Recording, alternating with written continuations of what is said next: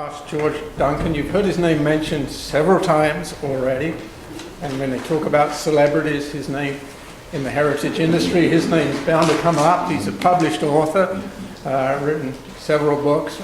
His latest book is downstairs, and it's being offered for sale here, so if you're interested in getting that, it's about the Unionville Heritage District, and you can probably get him to give you a signed copy if you twist his arm a little bit. Anyway, looking forward to hearing your presentation. Quite often when I do presentations, I still use a carousel slide projector, and I always like to highlight that it's a heritage kind of present. My topic today is Heritage District Success Stories. And what I'm going to tell you about is projects that have happened in our heritage districts that were enabled by the fact that these properties were in heritage districts. It created the opportunity to have some control over design, materials, and what was happening in these areas. Some of these projects would not have been possible were they not in heritage districts. So it's a series of case studies. I enjoy doing case studies, and I, wherever possible, have before and after shots. I'm going to start with Buttonville. Buttonville is our smallest heritage conservation district. It started out as a mill village. It was a sawmill and a grist mill were established on the Rouge River in the early 19th century, and a hamlet grew up around this on Woodbine Avenue. And there were people who worked in the industries there, and then the usual general store, blacksmith shop, and other things that would move into the area.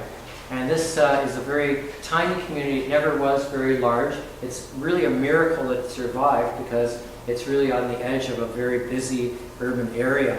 And Buttonville is one of these places like Cookstown that has a major road running through it. A number of years ago, the region of York wanted to do a widening of Woodbine Avenue, and the municipality was able to convince the region to have a narrower roadway and thus preserve the heritage buildings. When we did the heritage district here, it was a bit of a challenge because it's really a heritage district in two halves. It's very hard to cross the street. But notwithstanding that, today in 2016 we really only have one or two properties remaining to be restored and redeveloped. So it's a very successful heritage district. It's composed of homes and also buildings that have been converted to commercial uses. So this is Buttonville Main Street, probably just over 100 years ago.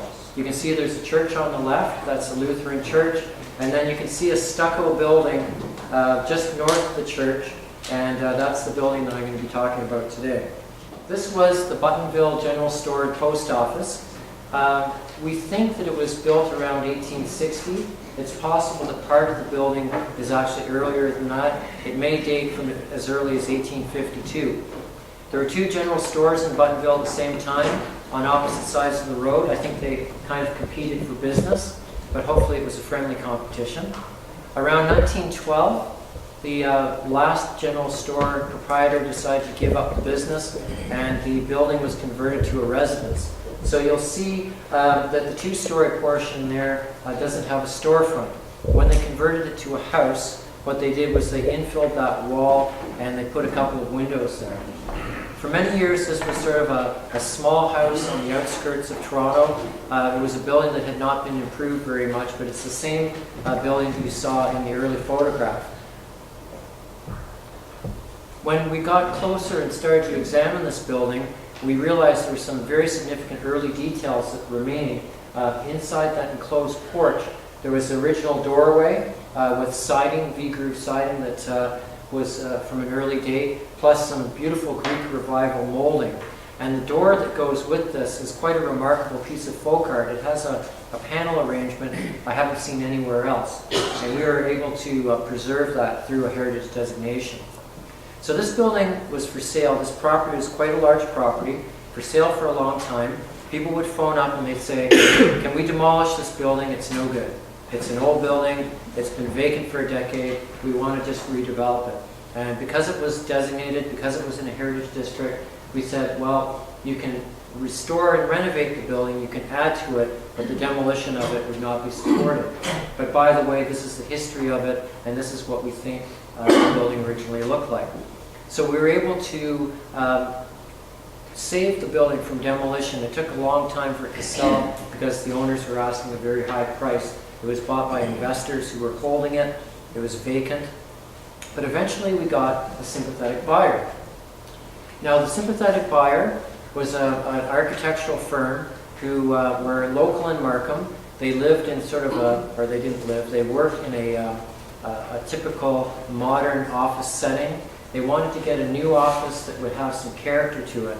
And this company, their main business was designing homes for subdivisions. So they were doing house designs for these large tract developments, but they wanted to have a place of business that would be very individualistic. So they bought this property with the heritage building on it, and they were quite sympathetic to the idea of restoring the building, making use of it, but also adding a substantial addition. So first thing that the Heritage District did for us was it preserved the heritage building long enough so that someone would buy it and restore it. So this group, what they did was we asked them to take it back to when it was a general store. So we did research, we discovered what the storefront was likely like. We based in the missing details on other remaining storefronts in the area, and they created this wonderful restoration of a sort of 1860s era general store. At the same time, the Heritage District also enabled a new addition to be made to this building, substantial structure in a style that was really sympathetic with the heritage character of the area. The architect picked a barn-like motif. It's not a direct copy of a barn by any respect, but it does have some common characteristics. They worked through the Heritage Committee and the staff and eventually came up with a design that is very modern, but at the same time it fits with the character of the district and it suits their purpose.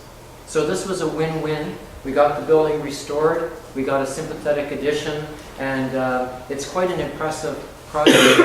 It's one that we'll probably give an award at some future date when they have one phase left to finish restoring a stable. So we're very proud of that one. Another area in Markham is Old Thornhill. Thornhill is another one of these divided communities. Yonge Street runs right up the middle of it. On the west side of Yonge Street is the city of Vaughan, and they have their portion of the Heritage District.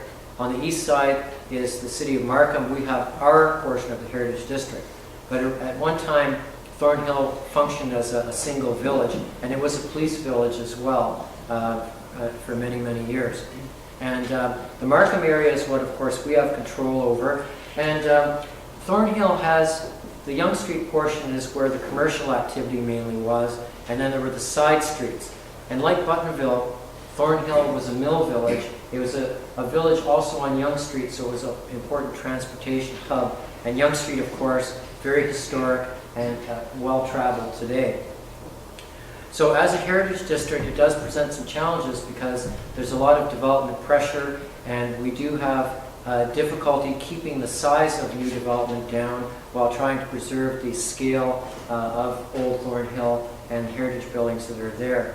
There's side streets that are mainly residential in character, and today I'm going to show you an example of an infill project that was made possible through the Heritage District designation. This is a little bungalow, probably built in the 1920s. When the Heritage District originally went in Thornhill, the focus was on preserving the mill village era. So most of the heritage houses that were A buildings were buildings that were built 1840s, 1850s, 1860s.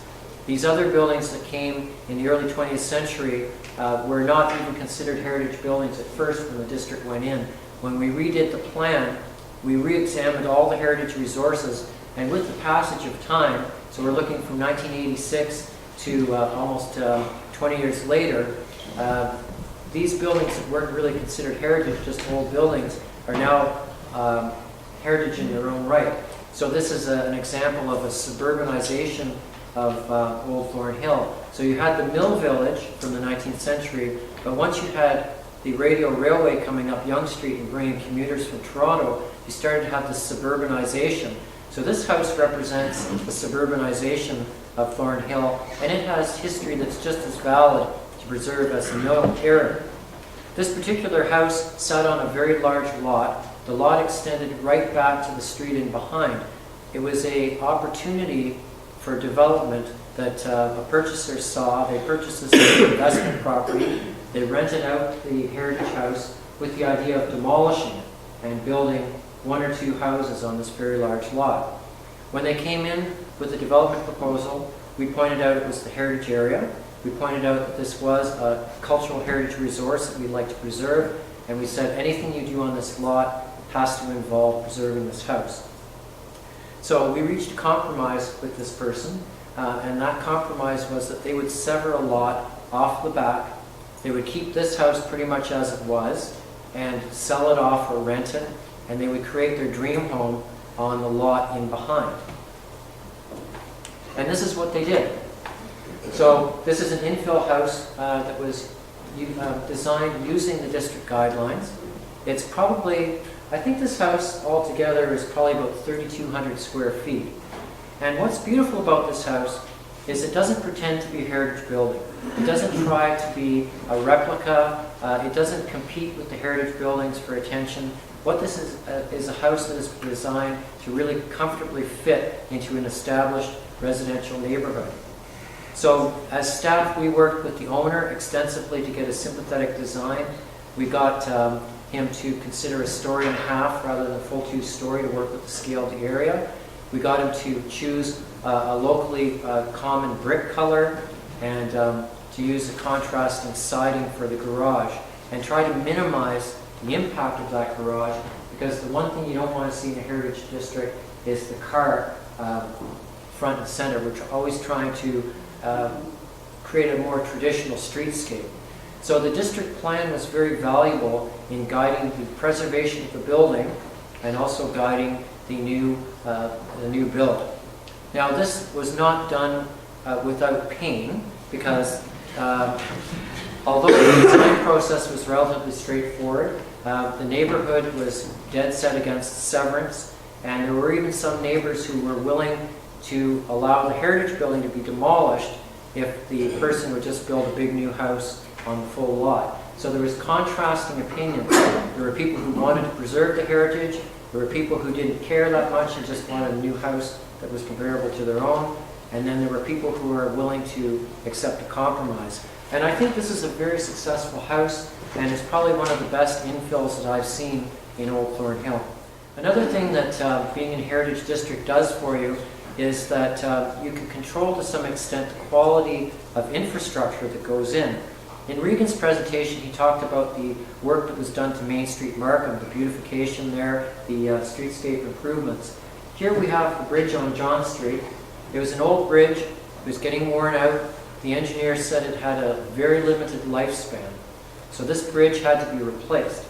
And of course, engineers always want to do something simple and functional and cost-effective. And that's exactly what we would have got if this wasn't a heritage area. We would have gotten a functional, poured concrete bridge that would meet all of the guidelines for safety and structural integrity and traffic flow, but it would not have been beautiful. It would have been ordinary. Because it was a heritage district, we were able to get a superior design for this bridge. And what ended up happening was we got them to clad this bridge in a granite. And in our area, many foundations of early buildings typically have granite foundations. And so we were picking up on the locally available stone in the cladding of that bridge. And this also worked on a political level too, because from the municipality standpoint in a heritage area, they wouldn't have gone that extra mile to add this expensive cladding, because yes, it did add to the cost. But when you drive across that bridge, all of a sudden you find yourself in Old Thornhill. You know you've crossed into a special area. Someone was mentioning today they'd like to have signage in Cookstown to kind of indicate you're coming into something a little bit different. And it's so important to do that, to show a transition.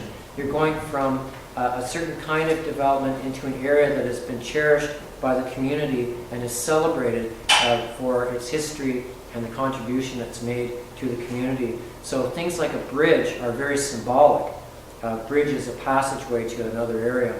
And this is a story about a building that, even though it was in a heritage district, it very nearly was lost in part due to a structural issue. This is an archival photograph of the Braithwaite house, and attached to the Braithwaite house is a general store. This was built about 1867 by a family that had been in the area a long time. They were entrepreneurs, and it's a typical example of a commercial residential building that was typical of small town Ontario for many, many decades. What you had was a store that would front on the main street, and then the residence of the proprietor or owner of that store attached to the back. So this is the owner's residence, and in front you see a picket fence. And the idea was that instead of commuting to work like we do today, you didn't commute at all. You just went through a door and you were in your shop. Imagine that. Imagine a time period where people didn't have to drive and get stuck on the highway and you know, all the things that come with commuting. And this was very much a part of our small town heritage. This is the store as it looks recently. We even had pictures of the store in its previous state. And although the building didn't look bad on the surface, what was happening below the surface was the store's foundation was failing. And it was failing to the point where there was going to be a potential collapse of the building. So the store part you see on the right was threatened with demolition because the owner was going to demolish this and do a replica. Because it's always easier to build something new than it is to work around something old. But because this building was in a heritage district, and one of the main goals in the heritage district is to preserve the authentic heritage and not create so many replicas, it was important that this building itself be preserved. So the city worked, or the town at that time, worked with the property owner, and in the end, the real building was kept. And not only was the real building kept, the heritage qualities were actually enhanced in this case. In a back shed on the property, they found the original double doors that served this store for many, many years. And as with all commercial properties, storefronts go through many, many renovations. And everybody's seen those small towns where you look up and you see the Victorian facade, you look down at street level and it's all modern. Well, in this case, because it was Unionville, it was a small place, people didn't spend big bucks on redoing their storefront, but they did replace the door with something more modern. So it was really fortunate that when this restoration was taking place, that the doors were actually found and reinstalled. And this, to me, is one of the best and most original historic storefronts from this period that I know of anywhere in Ontario. This is an archival view of our railway yard. We have a train station dating from 1871, Toronto and Nipissing Railway that came through. And with the railway came commerce, and with the commerce came industry. And of course, the place to put industry is always in the vicinity of your railway. So this was not a beautiful looking spot. This was a working area of the little village of Unionville. And you can see that the buildings are not fancy, they are functional industrial structures. The station structure itself is just over there to the right. And that station, after being sold by CN, was acquired by Markham a number of years ago. It has been restored back to its Grand Trunk era, which is around the 1910 period, and it's made into a community center. But you'll see in the background what looks like a grain elevator from the Canadian prairies. And in my book on Unionville, I have a piece on this, and I find it interesting that something that we really associate with the Canadian West was also part of Ontario for many, many decades. Many people don't realize that Ontario, for many, many years, was a big producer of wheat. And before the Canadian West was opened, there was a lot of agriculture focused on wheat production in Ontario. And with wheat production, you need to store the wheat before it can be shipped. So there were grain elevators like this all over the province. Now there's very, very few left. There was one in Stouffville that was demolished by Go Transit last year. And this one in Unionville was built around 1900. It was one of the few that I know of that are still standing. I remember one in Oshawa too, in behind a building that was a mill.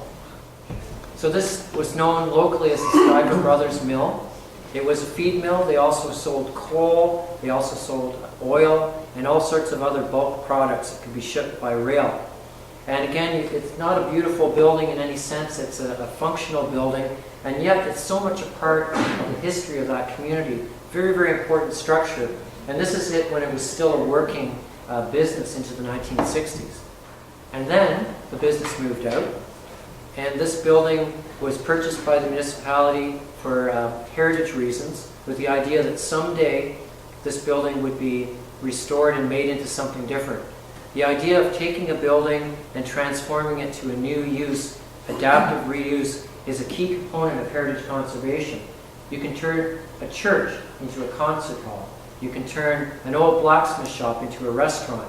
You can turn an old farmhouse into an office. So there's always something you can do. The best thing for a heritage building is to keep it in its original use. But if you can't do that, you find something that's economically viable and you retrofit it to that use.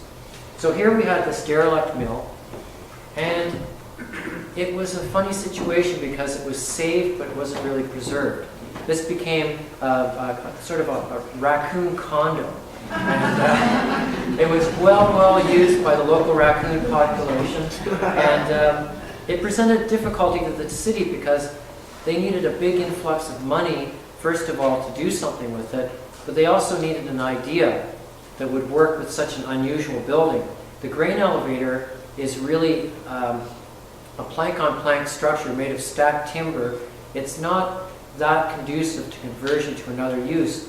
The addition off to the side, which was where the grain mill was a stud construction. It had more adaptability, but not a large area.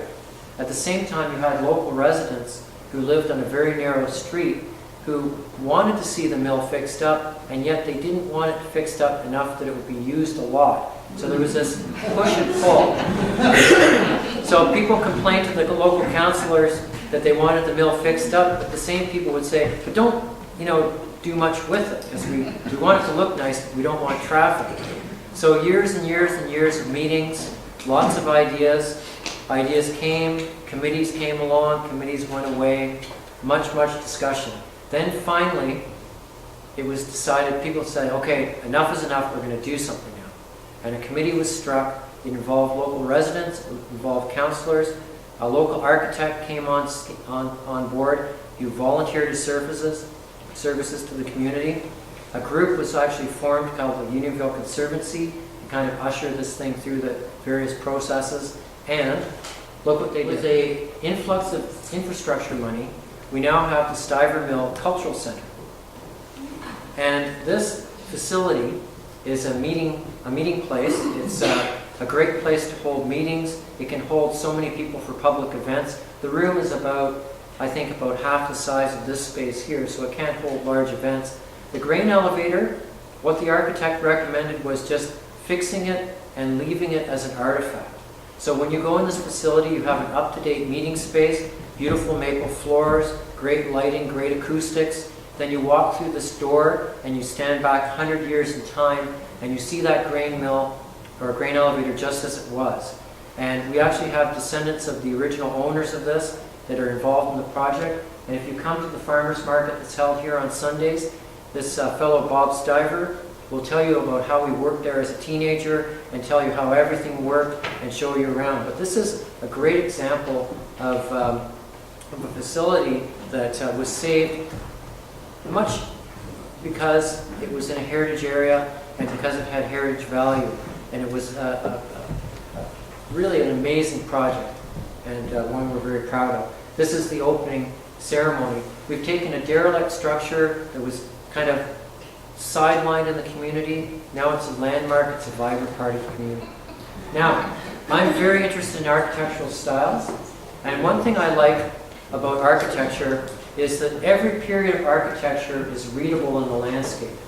You can tell a lot about a community by looking at its buildings. You can tell the early buildings, the buildings that were built in Victorian times, buildings that were built, in the early 20th century, things from the 50s, things from the 60s. It's all because the technology changes, the style changes, and it's really a reflection of society. So architecture is a fascinating thing because you can measure the changes in society over time. Now here's one that is from a period of time where there was an architectural style called brutalism. And brutalism kind of is what it says it is. It's kind of brutal. And when this was put up, I guess it was, people liked it. They thought it was new and shiny. And there used to be a church on this site built in 1849, which was deemed to be structurally unsound, so it was demolished. And up went this building sometime in the 1960s. And for years you'd drive by this, and it was a building that almost turned its back to the street. You would drive in and access it from an interior space, but it really didn't relate to the heritage character of the area. Someone bought this building, and again, because it was in a heritage district, they bought this for redevelopment. However, they bought it and it was going to be transformed into something that would work better with the district. So what we're always trying to do when we have a D building, we call them C's in our area, but where we have a D building, to put it in your terminology, the idea is to always make something more heritage.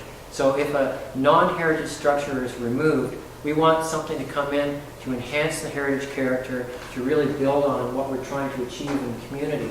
This is an excellent example. So that building was demolished, and it was replaced by this. Now, because there's a Starbucks in this, this is an intensely popular place. My daughter spends a lot of time in it. And she takes her homework down, she buys a coffee or hot chocolate and sits at a table for a long time. But this has now gone from being something that does not relate to the Heritage District to something that really works well. And it's not a replica of a heritage building. It's not an exact copy of vernacular architecture. It takes its cues from vernacular architecture and it attempts to fit in by approximation. So this is a very successful development, and it turns something that was kind of a dead area of our heritage district into something quite vibrant. So when the architect came to us, we provided him with the Unionville Heritage Conservation District plan that provided all the guidelines, talked about roof styles, window styles, what we were looking for in a storefront. All of that guidance helped the architect to come up with a proposal that would work with our area.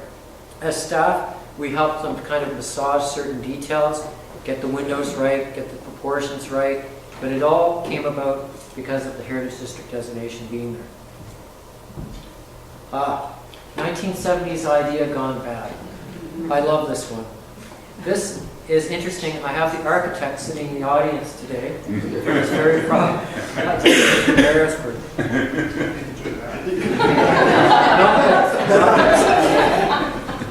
Now, what I want to say is that in the 1970s, when this development happened, Markham Main Street was like many other streets in Ontario. It was a small town. It was probably a little bit worse for wear. We were in the 20th century after the Second World War. Suburbanization was happening. Markham Village, people weren't thinking about heritage conservation. They were thinking about something called progress.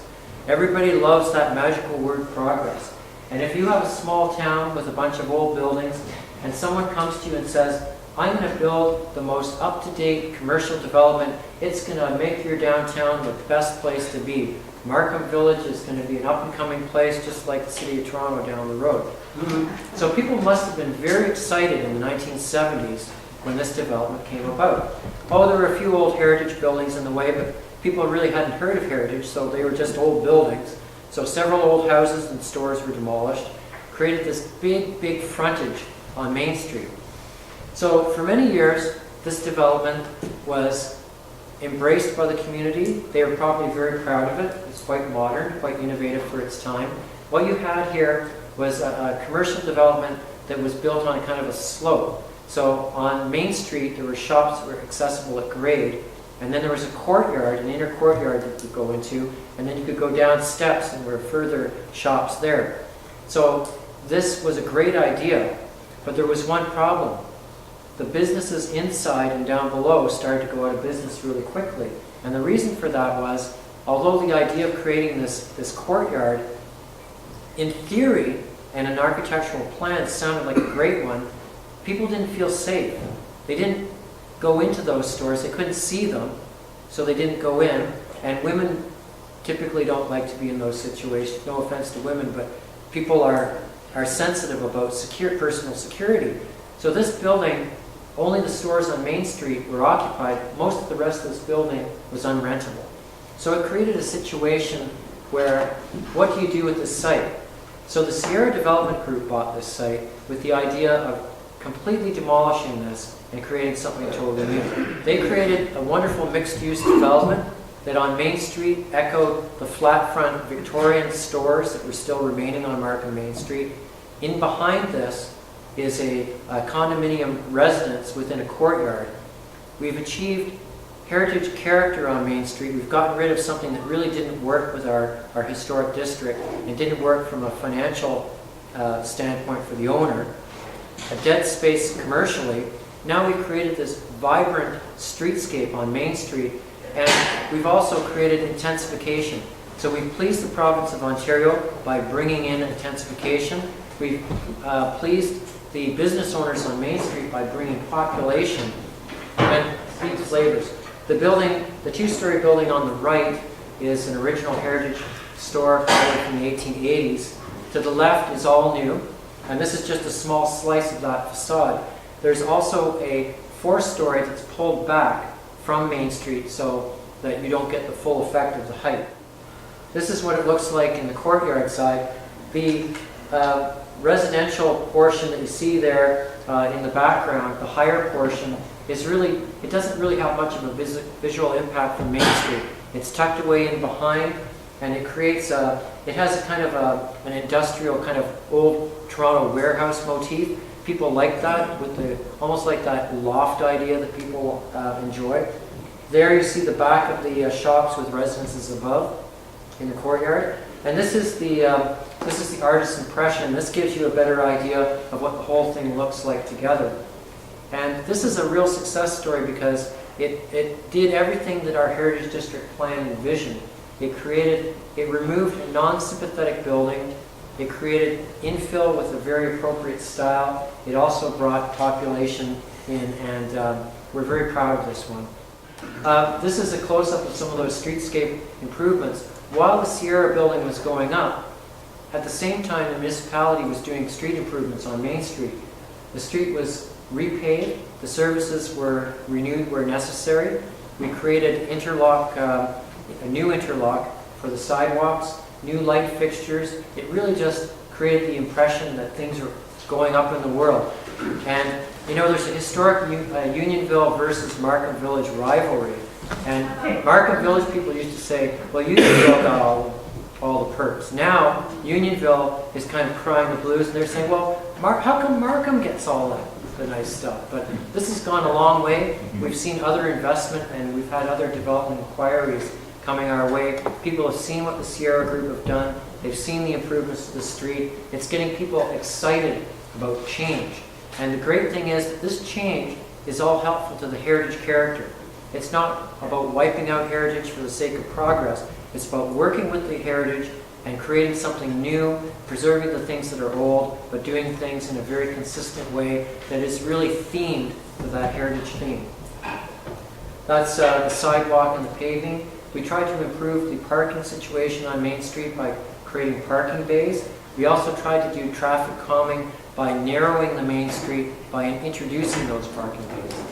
The next phase of what we're doing is historic signage, interpretive signage program that will be signs on the street, but also things that people can use with their electronic devices. They can scan the QR code on one of our plaques and get a whole history of different themes of Markham Village. That's another way of promoting your heritage community, to get walking tours out there, to get publications, to put up plaques, and also to do some innovative things about doing the interpretation. Signage is very important. This is the entry signage to Markham Village. All of our heritage districts have a logo. All of them have a color scheme that you see on the entry signage and also any street signs. It creates a common theme. It creates an awareness of the heritage district. And for the commercial developments, we also have sign guidelines where we try to get signs to be sympathetic to the heritage area, so that when people see the businesses, they kind of get the idea that they're in a heritage area. Here's one example, Stark's Barbershop. And this is in Unionville. And this is not your typical sign box with a plastic sheet in it. This is something that says, this is a high-end shopping area. This is a special place that is valued. And signage is really, really critical. And you can really see a lot of quality in this sign, and it reflects the fact that that's a unique business. It's not a chain. And history goes on, my friends. And that was just a small slice of some successful projects. And you could have the same thing in Cookstown. You have to have people with a positive attitude. You have to have a few people to make that brave step to do a few demonstration pieces. Maybe it'll be the municipality. If Cookstown owns a property in the area, maybe the municipality will do something and take a lead. It really takes one or two people to do something, and then other people see that and they really catch on, and one thing leads to another. Anyway, that's my presentation.